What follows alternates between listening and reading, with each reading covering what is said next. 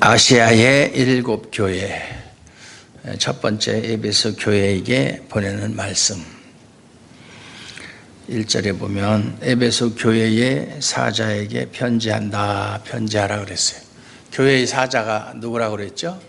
7별은 7교회요. 7별은 7교회의 사자요. 7촛대는 7교회니라. 제가 사자는 천사다 그렇게 해서 원문에도 그렇게 나와 있어요. 천사다. 근데 한글 성경에는 사자. 그래서 이렇게 교회를 대표하는 사람 또는 어떤 사람은 말하기를 교회 자체 또는 교역자, 요즘으로 말하면 목사 이렇게 해석하는 사람들이 있는데, 원문의 입각에서 해석을 하면 교회의 천사다. 그럼 교회의 천사가 뭐냐? 로마 카톨릭에서 말하는 수호천사냐? 제가 분명히 말씀드렸지만 수호천사라는 것은 없다. 없어요.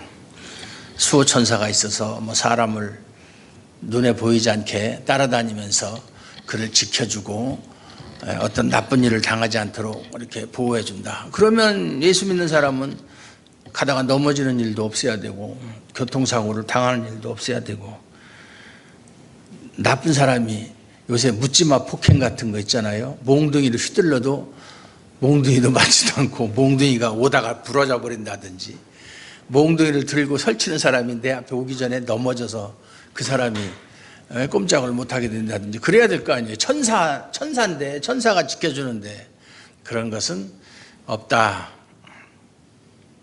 제가 안동에 있을 때 이렇게 시내를 나가다 보면, 어딘지 지금 오래돼가지고 기억도 안 나는데, 길 옆에 하여튼 큰 바위가 있어요. 차가 다니는 길 옆에, 차도 옆에. 근데 그 바위에 부처를 이렇게 조각을 해놨어요. 부처. 그게 아마 보물인지 뭔지 하여튼 국보급은 아니라도 그렇게 지정되어 있어요. 그래서 제가 그걸 볼 때마다 생각하는 것이, 어떻게 저렇게 큰 바위에다가 그 불상을, 부처의 상을 새길 생각을 했을까. 참 그게 아마 우리나라의 불교 영향이 가장 많이 끼친 나라니까 한때는 불교가 국교일 때도 있었고, 그래서 그런 영향 때문에 그랬을까. 다른 것도 얼마든지 새겨 넣을 수가 있는데 하필이면 불상이었을까. 그런 생각을 해본 적이 있는데, 주로 이제 우리 거기만 있는 게 아니라 다른 데도 가면 큰 돌에다가 불상을 새겨 놓은 것들을 많이 보잖아요. 그런데 불상을 조각하는 사람들의 말을 들으면 참 그 말이 재미있어요. 의미도 있고, 큰 돌이나 이렇게 큰 바위에다가 내가 불상을 새겨 넣어야 되겠다라는 의지를 가지고 새기는 것이 아니고, 조각하는 것이 아니고, 그 사람들은 딱 보면 저 바위 속에 부처님이 앉아 계신다, 아니면 서 계신다, 아니면 누워 계신다. 옆으로 누워 있으면 와상이라고 그러죠. 그 모습이 보인다는 거예요. 그래서 우리는 조각을 하는 것이 아니라 그 들어있는 원래의 부처님 모습을 가리고 있는 군더더기를 다 제거해버리면 부처님 모습이 나온다는 거예요. 그렇게 얘기하는 거예요. 참 그럴듯하다. 사실인지 아닌지 저는 그 조각가 입장이 안 돼봐가지고서 단언할 수는 없지만, 그게 소위 말하는 불심인지 그런 생각이 들어요. 그래서 그런 원래 들어있는 모습을 가리고 있는 것들을 그 사람들은 안다 이거죠. 그래서 정확하게 그것만 다 제거해버리면 오롯이 남는 것은 부처님의 상만 남는다. 자기들이 부처님 상을 임의적으로 크기라든지 형상이라든지 모습, 그것을 자기들이 임의로 결정한 게 아니라는 거예요. 일단은 그 사람들 말을 제가 인정하기라고. 왜 그 얘기를 하느냐면, 여기 2장에 보면은 이제 7개 교회에 나와요. 2장 이하에 3장까지 7개 교회는 정말로 그 당시에 7개 교회가 있었지만, 7개 교회는 전 세계적인 그러한 교회의 상징이다라고 말씀을 드렸어요. 그러면 어떤 교회가 정말 좋은 교회고, 지금도 이 세상에 수많은 지교회들이 있는데, 원래 뭐 교회는 하나지만은 수많은 지교회가 있잖아요. 몸은 하나지만은 지체가 여럿인 것처럼. 그럼 어떤 교회가 가장 좋은 교회냐? 이걸 한번 생각해 보자, 그 말이에요. 이걸 생각해 보면 우리 교회가 좋은 교회인지 안 좋은 교회인지, 어떤 면에서 부족한 교회인지를 알 수가 있다. 그래서 하나님께서 원래 제시해 놓은 교회의 모습이 바위 속에 들어있는 부처상처럼 들어있는데, 그것을 가리고 있는, 그것을 방해하는 그런 장애 요인들을 하나씩 하나씩 다 제거하면 참 교회의 모습만 나타나지 않겠는가. 그러니까 7개 교회의 모습을 보면 칭찬받는 부분도 있고 책망받는 부분도 있어요. 그럼 7개 교회에서 아주 책망 없이 칭찬만 받은 교회는 빌라델피아 교회하고 서머나 교회하고 2개의 교회인데, 다른 교회들은 다 칭찬도 있고 책망도 있어요. 그럼 책망받는 5개 교회의 책망을 다 제거해 버리면, 다 고칠 수 있으면, 고친다면, 그리고 주님께서 책망한 부분들만을 드러낼 수 있다면, 7개의 교회를 다 합쳐가지고 말이죠. 그렇다면 그것이야말로 주님께서 원하시는 교회의 모습이 아닌가, 이런 생각을 해봤어요. 되고 안 되고는 나중 문제고 원리론적으로 그렇다는 얘기예요. 그러면 우리가 7개 교회를 통해서 어떤 교회의 문제점은 무엇이고, 왜 그런 문제가 생겼고, 그들이 칭찬을 받는 원인은 무엇인가, 그걸 우리 교회의 모습에 비춰보고, 현재 한국교회의 모습에 비춰보고, 지금 우리는 얼마나 주님이 원하시는 교회의 상에서 멀어져 있는지, 어떻게 하면 주님께서 마음에 합하시고 원하시는 교회의 모습을 찾을 수가 있는지, 그거를 생각하지 않으면 안 된다, 그 말이에요. 교회, 또 지금 나의 모습은 어떤 모습일까? 주님께서 원하는 모습일까? 그런 모습으로 내가 살아가고 있는가? 항상 자아성찰, 하나님 앞에서 자아성찰의 모습을, 그런 시간을, 그런 기회를 갖지 않으면 안 된다, 이 말이죠. 그냥 나는 뭐 주일날 교회 왔다, 예배 드렸다, 끝났다, 밥 먹었다, 집에 왔다, 땡. 이것이 신앙생활이냐? 그래서 월요일부터 토요일까지는 자기에게 주어진 어떤 사회적인 일을 하고, 주일날은 교회 와서 예배드리고, 또 교인들 간의 어떤 교제, 뭐 이런 거 하면 신앙생활을 하는 것인가? 무엇이 신앙생활인가? 무엇이 교회인가? 목사 입장에서는 무엇이 목회인가? 고민해보지 않으면 안 된다, 이 말이에요. 제가 목회를 오래 하진 않았어요. 뭐 워낙 늦게 시작을 했기 때문에. 근데 이제 그 몇십 년 하다 보니까 이제서야 목회가 이런 것이구나 하고 나름대로 어떤 깨달음이 오더라. 그 실체가 보이는 것 같더라. 그래서 제가 다른 목사님들하고 통화할 때, 내가 생각하는 목회는 이런 것이다. 그건 제 생각이에요. 뭐 그것이 다른 사람이 그것을 인정할 수도 있고, 뭐 인정하지 않을 수도 있는데. 그래서 교회란, 내가 생각하는 교회란, 목사들이 사명이 뭐냐면 교회를 세워나가는 거, 주님의 몸된 교회를 세워나가는 거. 그래서 교회가 세상으로부터 인정받고, 여러 가지 참 세상 사람들에게 칭찬받을 일을 많이 하고, 그렇게 교인들끼리 서로 사랑이 넘치고, 또 많은 뭐 선교를 한다든지 뭐 구제를 한다든지 이런 걸 많이 하고, 그렇게 해서 그 교회의 위상을 높이려고 뭐 할 수만 있으면 건물까지라도 아주 크고 웅장하게 지어서 자신들의 그 의상을 드러내려고 하는, 그것을 사명으로 아는 목사들이 대부분인데, 제가 생각하는 목회는 그게 아니다. 그게 틀렸다. 그건 잘못되었다. 그것은 하나님의 관점에서 볼 땐 전혀 쓸모없는 짓이다. 요새 그 인터넷상의 그 용어 중에 그렇게 뭐 아무 기사거리도 안 되는 것을 쓰는 것을 기레기라고 그러고, 뭐 국회의원들 막 자격 없는 사람을 국내기라고도 하고, 그게 아마 쓰레기라는 말에서 파생된 것 같은데, 그런 쓰레기 같은 것이다 라는 생각을 해봤어요. 그럼 목회는 뭐냐? 목회는 교회를 부셔버리는 거다. 부시는 거다. 사그리 부셔버리는 거다.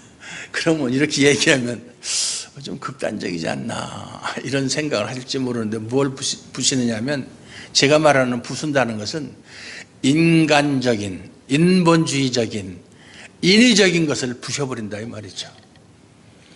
아까 얘기했지만 군더더기를 제해버려야 된다. 그걸 부순다는 표현으로 제가 하는 거예요. 그렇게 했을 때 원래의 참 교회의 모습이 드러나지 않겠는가. 제가 수십 년 목회한 결과로서 깨달은 거예요. 그렇게 하나 깨닫는데 시간이 오래 걸려요. 그렇게 많이 경험하고 시행착오도 겪고 이렇게 하면서. 참 교회의 모습은 무엇이냐?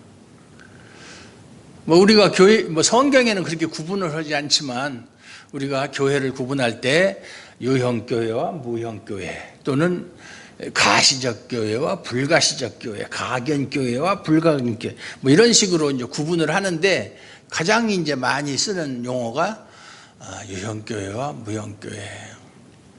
그래서 유형교회는 뭐냐? 조직이 있는 교회, 뭐 목사가 있고 장로가 있고 집사가 있고 건물이 있고 교회 법이 있고 뭐 이런 뭐 교회의 뭐 규칙이나 전통 이런 것들이 있는 교회. 지금 우리가 모여서 예배드리는 이 교회가 유형교회죠. 그럼 무형교회는 뭐냐 하면, 정말로 성령으로 말미암아 구원받은 사람들의 모임. 그 무형교회 안에는 100% 구원받은 사람들이 무형교회예요. 그런데 그 무형교회는 유형교회 안에 포함되어 있다. 유형교회 안에 포함되어 있다. 마치 영혼과 육체가 결합을 해서 하나의 완전한 인간이 되는 것처럼, 유형교회 없이 무형교회만 따로 독립적으로 존재할 수는 없다. 그렇죠. 그렇게 존재할 수는 없다. 만약에 야, 내가 볼 때 틀림없이 당신은 거듭났다, 누구도 거듭난 사람끼리만 예배드리자 하고 모이면 벌써 그게 유형교회가 되는 거예요. 그러니까 무형교회만은 모일 수가 없어요. 그런 무형교회를 만드는 것이 목회다. 그러니까 무슨 얘기냐면, 무형교회 되지 못하게 가로막는 장애물들을 다 제거해버리는 것이 교회를 파괴하는 것이고, 그것이 목회다. 이건 제 개인적인 생각이에요. 깨달음이에요. 그래서 교회의 사명을 뭐냐면은, 지금도 밖에, 아니 안에도, 유형교회 안에도 거듭나야 할 사람이 있고, 교회 밖에도 거듭나야 할 사람들이 있다. 그 사람들을 찾는 일이 교회의 사명이다. 그렇게 해서 무형교회를 이루어가는 거예요. 무형교회만이 아니라 무형교회가 아닌 뭐 80%가 된다든지, 뭐 이렇게 무형교회가 더 많은 숫자로서 이루어져 가는 교회가, 그것이 참된 교회의 모습이다. 그런 생각을 해봤어요. 찾는 거예요. 우리가 전도를 해요. 그러면 10명을 전도하면, 그 씨 뿌리는 비유에 보면 어떤 사람이 밭에 나가서 씨를 뿌릴 때 덜어는 길가에도 떨어지고, 덜어는 돌짝밭에도 떨어지고, 덜어는 가시떨기나무에도 떨어지고, 덜어는 옥토에도 떨어진다. 이제 그 본문이, 그러니까 우리의 마음을 열매를 30배, 60배, 100배 열매를 맺을 수 있는 옥토로 바꾸자, 이런 식으로 설교하면 그 본문에 대해서 아무것도 모르고 하는 소리예요. 그 뜻이 아니에요. 그건 제자들에게 너희가 나가서 하나님의 말씀을 전할 때 마치 밭에 씨를 뿌리듯이 전할 때 결과를 얻는 것은 옥토에 떨어진 씨만이 열매를 맺을 수 있는 것처럼 소수의 사람들만 얻을 수 있다 그 말이에요. 그러나 실망하지 말고 반드시 너희의 말씀을 들은 사람들 중에는 옥토 같은 사람이 있기 때문에 그 사람들을 얻을 수 있다는 희망을 가지고 절망하지 말고 말씀을 전하라는 얘기예요. 여러분이 말씀을 전할 때, 증거할 때, 전도할 때 10명이 말을 들으면 그들이 다 예수를 믿지는 않아요. 어떤 사람은 들은 척만 척 하는 사람도 있고 어떤 사람은 조금 반응을 보이다가 금세 또 시들어버리고 여러 가지 모습들이 나타나겠죠. 그러나 그 중에서 한 명이 됐든 두 명이 됐든 극소수의 사람이라도 옥토같이 말씀이 떨어졌을 때 그것이 결실을 해서 30배, 60배, 100배의 결실을 맺는 그런 사람이 있다 그 말이에요. 그것이 예수님께서 마지막으로 너희는 세상으로 가라 그랬잖아요. 왜 가서 뭐 합니까? 교리적으로 설명을 하면 무형교회에 속한 사람들을 찾으라는 얘기예요. 찾으라는 얘기예요. 다시 말해서 요한복음에 보면 예수님께서 기도하는 내용 중에 하나가 하나님께서 나를 이 땅에 보내신 것은 아버지가 내게 보내주신 자 중에 단 한 사람이라도 잃지 않고 마지막 날에 다시 살리시는 것이라. 그게 예수님의 사명이에요. 그걸 위해서 예수님이 오셔서 찢기시고 피 흘리시고 십자가에서 돌아가신 거예요. 하나님의 택한 백성을 구원시키기 위해서. 그러면 우리의 사명은 뭐예요? 그런 사람을 찾아내서 교회 안에 교회의 지체로 삼을 수 있어야 된다 그 말이에요. 그게 가장 큰 사명이에요. 여러분 전도 전혀 안 하잖아요. 전혀 관심 없잖아요. 나 하나 신앙생활 하기도 힘든데 전도는 무슨 전도야. 지가 알아서 교회 오든지 말든지 알아서 하겠지. 이미 그렇게 생각을 하고 그렇게 행동을 한다면 그 사람 자신이 교회가 아니라는 증거예요. 교회가 아니라는 증거예요. 심각하게 생각해 볼 문제. 에베소 교회의 사자에게 편지하라 그래. 사자에게 편지한다. 교회의 천사에게 편지하라. 뭐 천사가 사람도 아닌데 어떻게 천사에게 편지합니까? 그것은 그래서 어떤 사람은 이 천사가 교회의 사역자를 말하는 것이다. 그렇게 이제 합리적으로 해석을 하는데 저는 분명히 천사라고 했어요. 천사라는 얘기는 이 교회를 여기 보면은 예수님이 어떻게 했어요? 그 촛대를 붙잡고 그 7별을 붙잡고 촛대가 아니라 7별 교회를 7개의 교회의 사자를 붙잡고 7금 촛대 사이 교회 사이를 거니시는 이가 가라사대 그랬지 이르시되. 그건 뭐냐면 교회 사이를 다니신다는 것은 교회를 통치하고 보존하신다는 얘기예요. 7별 교회의 사자를 붙잡았다는 얘기는 하나님이 그 교회를 완전히 장악하시고 교회를 하나님의 뜻대로 이루어가도록 하신다는 표현이에요. 그래서 7별이라는 것이 천사지만은 그 천사가 그 교회의 천사가 그냥 우리가 생각하는 그 하늘 천상적인 존재로서의 천사라고 표현을 한 것은 하나님께서 직접 교회를 관여하신다, 직접 통치하신다라는 은유적 표현이다 그 말이에요. 네. 이것을 이해하기 쉽게 설명하기 위해서 그 교회를 대표하는 사람이다 이렇게 얘기하면 그럴듯하지만 그것은 아니다. 그러면서 예수님이 말씀하시기를 내가 네 행위와 수고와 네 인내를 알고 또 악한 자들을 용납하지 아니한 것과 자칭 사도,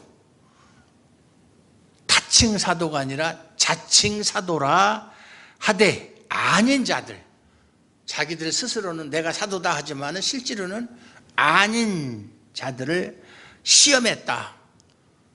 그 교회 성도들이 자기들에게 말씀을 전하는 사도라고 하는 사람을 시험해서 진짜 사도인지 거짓 사도인지를 시험을 해서 그의 거짓된 것을 드러내었다. 아주 대단한 것이죠.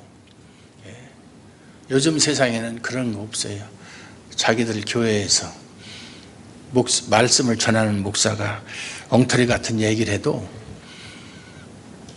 그런가 보다 하고 넘어가고 그러지, 그걸 들춰내가지고 목사에게 따지고 심지어는 당신 나가십시오 이렇게 하는 사람이 없는데, 그런 교회가 전혀 없는 건 아니더라고요. 어제 그저께 어떤 안수 집사님이 저한테, 저는 몰라요, 그분을 모르는데 어떤 목사님이 저한테 전화를 하라고 전화번호를 가르쳐줘서 전화를 한다고 그러면서 자기 교회 사정을 얘기해요. 이 사람이 안수 집사회의 대표예요. 안수 집사회 모임 중에 자기 교회 목사님이 오신 지가 몇 년 됐는데, 너 설교하는 게 맨날 도덕적이고 윤리적인 설교만 하신다. 그래서 장로님을 통해서, 직접 목사님한테는 말씀드리지 않고 장로님을 통해서, 목사님이 너무 도덕적이고 윤리적인 설교만 한다. 성경 본문과는 거리가 먼 설교를 한다. 그걸 참 깨닫는 거 보면 그분도 참 대단하다고 생각을 해요. 그러니까 목사님 좀 내보내자. 아주 노골적으로 장로님들한테 얘기를 하니까 장로님이 하는 소리가, 이제 그 장로 중에서도 이제 제일 수석 장로겠죠. 우리 9년만 기다려보자. 그랬더니 9년. 그래서 왜 9년입니까? 그랬더니 눈 감고 3년, 기모거리 3년, 벙어리. 무슨 시집살이하나? 조선시대 때. 무슨 눈 감고 3년, 기모거리 3년, 벙어리 3년이야. 어처구니가 없는 거지, 이 안수 집사가. 그래서 이걸 어떻게 했으면 좋겠습니까? 우리는 당장 이 목사님을 내보내고 싶다. 제가 뭐라고 얘기해요? 참 그 나쁜 놈이다, 내보내다 이렇게 할 수도 없고. 그래서 제가 과연 그 목사님의 설교가 얼마나 윤리적이고 또 본문과 벗어난 설교인지 알 수가 없다, 집사님 말씀만 듣고서는. 그래서 이제 그 홈페이지를 알려달라고 그래서 제가 여러 편, 한두 편 들어봐 가지고는 모르니까 듣고 나서 나중에 대답을 해주겠다 이렇게 답변을 했어요. 그런데 에베소 교회의 성도들은 그렇게 했다는 것이죠. 그의 거짓된 것을 드러냈다라고 하는 것은 대단한 열심이고 충성이에요. 또 내가 참고 내 이름을 위하여 견디고 게으르지 아니한 것을 아노라. 이런 것은 인정하시는, 주님께서, 예수님께서 인정하시는 내용이다, 이 말이에요. 그러나 너를 책망할 것이 있나니 너의 처음 사랑을 버렸느니라. 에베소 교회는 주님의 이름을 위하여 수고했어요. 또 참고 견뎠어요. 또한 중요한 것은 악한 자들을 용납하지 않고 자칭 사도라 하는 거짓 사도들을 시험해서 그들이 거짓 사도라는 것을 드러냈어요. 대단한 일을 했죠. 그러나 책망할 것이 있다. 그 책망할 것이 뭐냐면 너의 처음 사랑을 버렸다. 처음 사랑이 뭐냐? 처음 사랑이.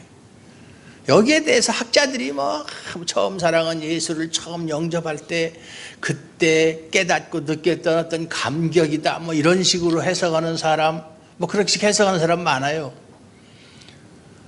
또는 처음 사랑은 예수님을 처음 영접하고 교회에 왔을 때 그 같은 교인들, 형제들을 사랑하는 그 사랑이다. 왜 이 사랑을 잃었느냐? 그 거짓 사도나 악한 자들을 시험해서 그 거짓을 드러내기 위해서 하다 보니까 심지어는 자기 형제들까지도 의심의 눈초리로 쳐다보고, 그래서 사랑이 식어졌다, 이렇게 해석하는 사람도 있고, 다양한 해석들이 많아요. 그러니까 그러면 학자들이 10명 있는데 10명의 생각이 다 다르다 그러면 9명은 틀리고 1명이 맞거나 다 다 틀릴 수도 있다 그 얘기예요. 예, 학자들 말이 다 옳은 건 아니에요. 처음 사랑. 그러면서 그러므로 어디서 떨어졌는지를 생각하고 회개하여 처음 행위를 가지라. 만일 그리하지 아니하고 회개하지 아니하면 내가 네게 가서 내 촛대를 그 자리에서 옮기리라. 그러면 처음 사랑이 뭐냐 우리가 짚고 넘어가야 돼요. 제 생각에, 물론 뭐 100% 제 생각은 아니에요. 저도 또 다른 것에 또 다른 자료에서 힌트를 얻었고, 이 에베소 교회가 한 일 중에 정말 가장 큰 일이 뭐냐면, 악한 자들을 용납하지 않고 자칭 사도라 하되 아닌 자들을 시험하여 그의 거짓된 것을 네가 드러낸 일, 그 일을 위해서 참고 견디고 수고하고 그런 일들을 한 것, 주님께서 인정하시는 그런 일을 한 것, 그것이 그들이 왜 그렇게 했어요? 주님을 위해서, 예? 주님의 이름을 위해서. 여기 보면 네가 참고 내 이름을 위하여 견디고 게으르지 아니한 것, 이런 것들이 주님을 위한 사랑이에요. 주님을 위하기 때문에 주님의 몸된 교회의 순결을 보호하기 위해서 악한 자, 거짓 사도, 이것을 시험에서 드러낸 것이 그게 주님을 위한 사랑이에요. 그 사랑을 말하는 거라고 저는 확실하게 말씀을 드릴 수 있어요. 그런데 그것이 시간이 지나다 보니까 이제는 느슨해져 가지고 타성에 젖어서 잘못된 걸 알아도 그걸 드러내서 과감하게 교회에서 권징이나 이런 걸 하지 않고 그냥 유야무야 넘어가는 그런 상태가 되었다. 그러니까 너의 처음 사랑을 버렸다. 처음에는 네가 내 이름을 위해서 악한 자를 금하고 거짓 사도들을 시험해서 그들을 물리치고, 그것이 누구를 위해서? 예수님의 이름을 위해서, 교회의 순결성을 보호하기 위해서 그렇게 했는데, 지금은 그런 모습이 보이지 않는다. 그 사랑을 버렸다. 그 얘기다라고 저는 확실하게 말씀드릴 수 있어요. 그래서 지금도 교회에 세 가지 꼭 필요한 것이 뭐냐면은 말씀의 정당한 전파, 신실한 말씀의 전파. 뭐 설교한다고 해서 다 설교가 아니에요. 그것이 성경에서 떠난 설교, 진리에서 벗어난 설교는 설교가 아니에요. 그건 말이지, 그냥 이야기지. 경상도 말로 이바구지. 예. 그 다음에 성례가 시행이 돼야 돼. 성례. 그것도 올바른 절차와 방법을 따라서 성례가 시행이 돼야 되고, 그 다음에는 교회에 잘못한 사람이 있고 잘못된 사상을 가진 사람이 있으면 그 사람을 권징을 해야 돼요. 징계를 해야 돼요. 그래서 다른 사람에게 영향을 미치지 못하도록 교회의 순결성을 보호하기 위해서, 심하면 그 사람을 교회에서 제명 출교시켜서 세상으로 내어 쫓는 그런 징계를 해서 교회를 보호해야 되는데, 요즘 세상에는 뭐 말씀이야 그렇다고 치고 성례도 행한다고 치고 권징이 없어진 지 오래됐어요. 한국교회 권징이 없어진 지. 세 가지 중에 하나만 없어도 교회가 아니에요. 예를 들어 어떤 잘못한 사람한테 당신 잘못했으니까 회개하십시오. 그래서 회개를 하면 다행인데 안 해요. 그래서 징계를 해요. 처음에는 권면을 하고 그것도 안 들으면 그 다음에는 수찬정지, 당신은 성찬식에 참여할 자격을 제한합니다. 뭐 기한을 정해놓고 3개월이다, 6개월이다 이렇게 하다가 그것도 말 안 들으면 그 다음에는 출교시키는 거예요. 쫓아내는 거예요. 교회 밖으로. 그런 거 합니까 요즘에? 안 하거든요. 그것을 그렇게 하면은 아이고 그러면 뭐 교회가 여기 하나냐? 다른 교회 가면 되지. 징계 좋아하네. 뭐 내가 뭐 여기 이 교회 안 다니면 다닐 교회가 없어? 그러고 떠난다. 한 사람이 떠나면 교회 숫자가 줄어들잖아요. 그러니까 그런 걸 안 한다. 숫자 줄으면 어떠고 한 명도 없으면 어때요? 원칙대로 하는 거예요. 그게 참 교회예요. 숫자는 전혀 중요하지 않아요. 어중이 떠중이 1000명, 10,000명 모아놓으면 뭐 할 거예요, 그거. 그렇게 해서 그들이 헌금을 해서 교회 돈이 많아지면 그 돈 가지고 뭐 할 거예요? 가서 빠찡고 할 거예요, 누구처럼? 어디 해외 나갈 때 뭐 1등급 타고 갈 거예요? 이코노미가 안 타고? 비즈니스도 아니고 퍼스트 클래스 타고 다니고 그러면 그게 성공한 목회자예요? 전혀 아니거든요. 전혀 아니에요. 물거품은 아무리 많아도 그건 거품은 거품일 뿐이에요. 징계를 해야 돼요. 저는 했어요. 지금까지 합니다. 저는 분명히 어떤 반대나 어떤 어려움이 있어도 합니다. 왜? 그게 없으면 교회가 아니기 때문에. 그런데 에베소 교회가 그걸 처음에는 참 잘했다 이 말이죠. 주님의 마음에 합하게. 근데 나중에 시간이 흐르다 보니까 뭐 이 에베소라는 그 지역이 말이죠, 아주 그냥 부자들도 많고 또 우상숭배도 심하고 상업이 발달한 지역이거든요. 또 이방인들도 많고, 물론 여기 교회가 다 이방 지역에 있는 교회지만은, 그래서 그 당시에는 로마 못지않은 그런 풍요를 누리던 곳이에요. 아주 대단한 그런, 아주 경제적으로도 그렇고 종교적으로 그렇다는 얘기예요.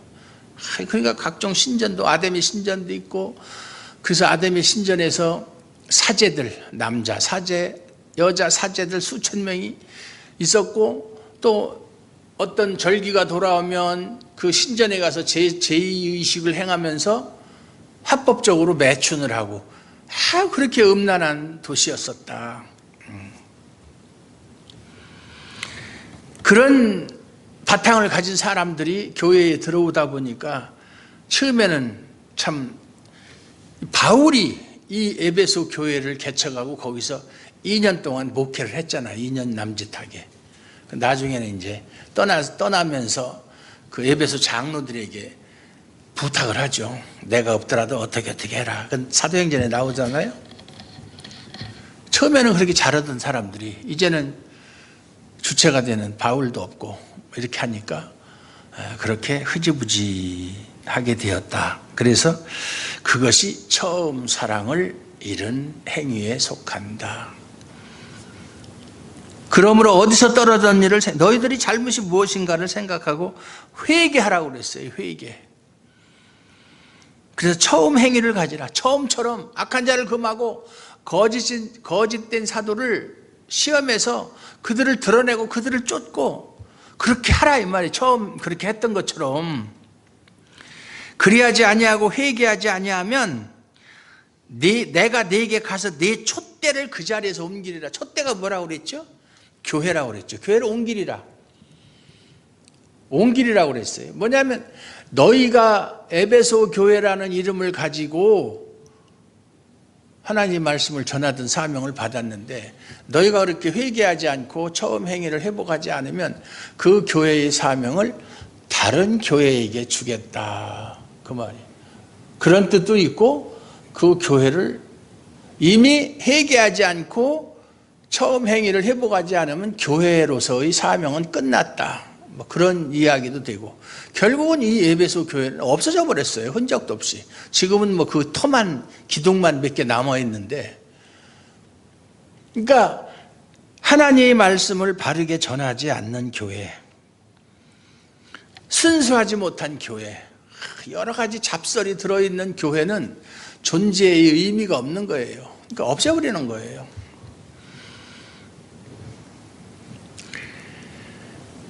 오직 네게 이것이 있으니 네가 니골라당의 행위를 미워하는도다.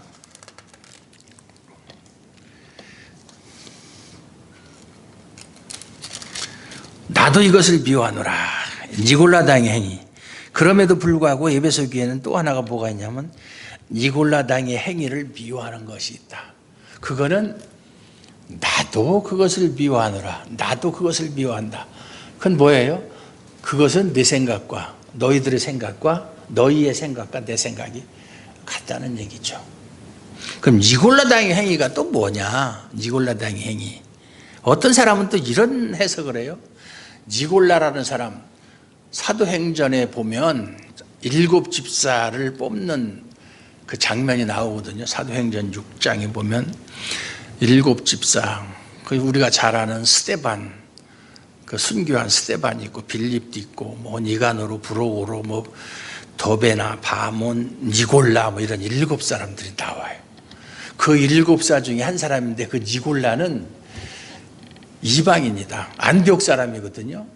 그러다 보니까 예수를 믿고 지금 7 집사에 뽑히긴 뽑혔어도 옛날에 이방인이었고 이방 그 안디옥에서 살면서 이방의 풍습을 버리지 못하고 그걸 그대로 행했기 때문에 그래서 그 사람의 행위를 본받은 것이 니골라당이다 이렇게 해석하는. 참 그런 엉터리가 어디 있어요. 아니 왜냐하면 7 집사를 뽑을 때 어떤 사람을 뽑았다고요? 성령과 지혜가 충만한 사람. 아니 성령과 지혜가 충만한 사람이 그럴 리가 있어요. 그거는 그 말하고 무슨 어울리지 않잖아요. 니골라가 그 소리 들으면 명예훼손으로 고소를 한다고요. 당장. 예? 니골라 당하고 나하고 무슨 상관인데. 예?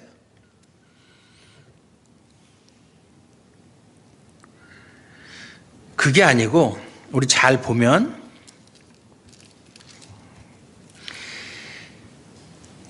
뒤에 보면 이 에베소 교회가 아니고 다른 교회 얘기할 때 버가모 교회에 그 보내는 말씀에 보면 14절에 보면 그러나 네게 두어 가지 책망할 것이 있나니 거기 네게 발람의 교훈을 지키는 자들이 있도다. 발람이 발락을 가르쳐 이스라엘 자손 앞에 걸림돌을 놓아 우상의 제물을 먹게 하고 또 행음하게 하였느니라. 이와 같이 15절에 네게도 니골라당의 교훈을 지키는 자들이 있도다. 이게 무슨 말이에요? 니골라당이라는 당이 있는데 그들이 우상의 제물을 먹게 하고 간음하게 행음하게 하고 이런 사람들이 니골라당이라 이 말이죠. 예? 니골라하고는 전혀 상관이 없다 이 말이죠. 예. 성경에 보면 지명도 그렇고 인명도 그렇고 같은 것이 많잖아요. 그 이름이 같다고 해서 엉뚱한 데다 갖다 붙여가지고 그렇게 하면은 안 되는 거예요. 그러니까 그 우상의 제물, 아까도 얘기했잖아요. 그 신전에서 그냥 합법적으로 그냥 음행하고 또 신전 제사에서 나온 그런 우상의 제물 이런 것도 먹게 하고, 물론 거기에 대해서는 고린도전서의 우상의 제물에 대해서 나오지만 어쨌든 그러한 행위들을 하는 사람들을 통틀어서 니골라당이다 이렇게 했다라고 유추할 수가 있어요. 유추할 수가 있어요. 그러니까 이 에베소 교회는 정말 처음 사랑을 잃은 것 빼고는 주님께서 인정하는 그런 교회다. 그런데 가장 중요한 것은 처음 사랑에 해당하는 악한 자를 금하고, 악한 자라는 것은 뭐 도덕적으로 악하다는 말이 아니에요. 하나님을 대적하는 거예요. 대적하는 사람이 악한 사람이고, 또 자칭 사도. 그럼 이 자칭 사도는 누구냐 할 때 여러 가지 그것도 이제 해석이 있는데 아마 유대인들일 것이다. 항상 그 초대교회 당시에 바울이 복음을 전하는데 가장 방해를 했던 사람들이 유대인들이에요. 유대인들. 그래서 바울이 교회를 세우고 그들을 가르치고 또 다른 곳으로 떠나면 바울 뒤에 와가지고 그 사람은 사도도 아니다. 그 사람은 예수만 믿으면 구원 얻는다고 말하지만 그렇지 않다. 할례도 받아야 된다. 우상의 제물도 먹지 말고 무엇도 해야 돼. 이것저것 율법을 지켜야 된다. 이렇게 가르쳐서 복음에서 떨어지게 하는 자들, 그게 유대인들이 했었어요. 그 사람들을 거짓 사도들이다. 우리는 예루살렘에서 파견 나온 사람들이다. 파송된 사람들이다. 이런 식으로 해가지고, 그래서 이제 갈라디아에서 보면은 바울이 그들의 복음은 다른 복음이다. 그렇게 얘기했죠. 그래서 다른 복음을 전하는 사람은 만약에 내가 전할 때 다른 복음을 전하거나 아니면 심지어는 천사라도 다른 복음을 전하면 저주를 받을 것이다, 이렇게 이야기를 했어요. 다른 복음은 없다. 다른 복음은 없다는 얘기는 다른 복음은 복음이 아니다, 그런 뜻이에요. 예. 귀 있는 자는 성령이 교회들에게 하시는 말씀을 들을지어다. 귀 없는 사람이 있어요. 이것은 영적 인식이죠. 영적 인식. 예. 주님의 말씀을 듣고 깨닫는 그런 능력을 귀 있다. 그것은 교회들마다 다 나오는 말이에요. 하나님 말씀을 똑같은 장소에서 똑같은 사람에게 들었을 때 어떤 사람은 그것을 깨닫고 어떤 사람은 전혀 못 깨닫고, 왜? 하나님 말씀을 들을 수 있는 귀가 없기 때문이에요. 귀가 없기 때문에. 예, 이사야서에 보면 하나님이 이사야를 파송하시면서 네가 가서 내 말을 전해도 그들이 들어도 듣지 못하고 보아도 보지 못하고 또 깨닫지 못한다. 그러니까 들어도 듣지 못하는, 왜 귀가 있는데 듣지 못하겠어요? 그건 뭐냐면 깨닫지 못한다는 얘기죠. 깨닫지 못한다. 이기는 그에게, 이긴다는 말이 서마나 교회도 나오고 뭐 다 복과목에 다 나와. 이긴다라는 것은 뭐예요? 이긴다는 게 그래서 싸움에서 승리한다는 얘기잖아요. 그 싸움이 뭐냐면은 에베소 교회에서의 싸움은 악한 자를 금하고 거짓 사도들을 시험해서 그들을 내어 쫓는 영적인 전투를 말하는 거예요. 거기에서 성공을 해야 그게 이기는 거예요. 이기는 사람에게는 내가 하나님의 낙원에 있는 생명나무의 열매를 주어서 먹게 하리라. 하나님의 낙원, 파라다이스. 옛날에는 에덴 동산이 파라다이스였죠. 그러나 지금은 이제 에덴 동산은 없어졌고 생명나무의 열매를 주어 먹게 하리라. 이 말도 우리가 조건절로 생각을 하면 안 돼요. 내가 이러이러한 것을 하면 그에 대한 보답을 이렇게 하겠다. 이기는 자에게는 생명나무의 열매를 주어 먹게 하리라, 이런 뜻이 아니라 이미 너희는 생명나무의 열매를 먹고 배부른 자이기 때문에 반드시 이길 수 있다, 그 소리예요. 믿습니까? 만약에 우리에게 하나님이 조건을 붙여서 이렇게 하면 이렇게 해주겠다 그러면 거기에 통과할 사람 하나도 없어요. 우리가 그렇게 능력 있는 사람이 못 되거든요. 이미 우리는 예수님의 공로로 말미암아 생명나무의 열매라는 게 뭐죠? 뭘 상징하는 거죠? 생명나무의 열매가 뭐예요? 영생이잖아요. 그죠? 영생.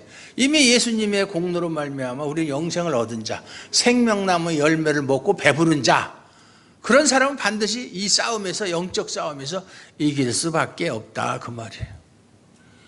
우리의 힘으로 싸워서 이길 수 있어요? 그건 말도 안 되는 얘기예요. 예? 우리는 이미 예수님으로 말미암아 7뼈를 붙잡고 7 촛대 사이를 다니시는 주님, 교회를 항상 보호하시고 지키시고 교회를 다스리시는 예수님, 우리 눈에 보이지 않지만 우리 교회가 그런 교회인 줄로 믿습니다. 이미 우리는 예수님으로 말미암아 생명나무의 열매를 먹고 배부른 자고 예수님과 함께하는 그러한 교회이기 때문에 반드시 싸워서 승리할 줄로 믿습니다. 이러한 교회로 계속 자라갈 수 있기를 주님의 이름으로 축원합니다. 하나님 아버지 감사합니다. 오늘도 하나님께서 우리 위로가 되시는 말씀, 우리를 또 책망하고 우리를 권면하고 우리를 칭찬하는 말씀을 통해서 참된 교회의 모습이 무엇인지를 깨달았습니다. 깨달은 바 이 하나님의 말씀을 우리가 늘 마음속에 깊이 새기고 순종함으로 하나님의 참된 교회로서 하나님 앞에 설 수 있도록 은혜 베풀어 주시옵소서. 예수님의 이름으로 감사드리옵고 기도하옵나이다. 아멘.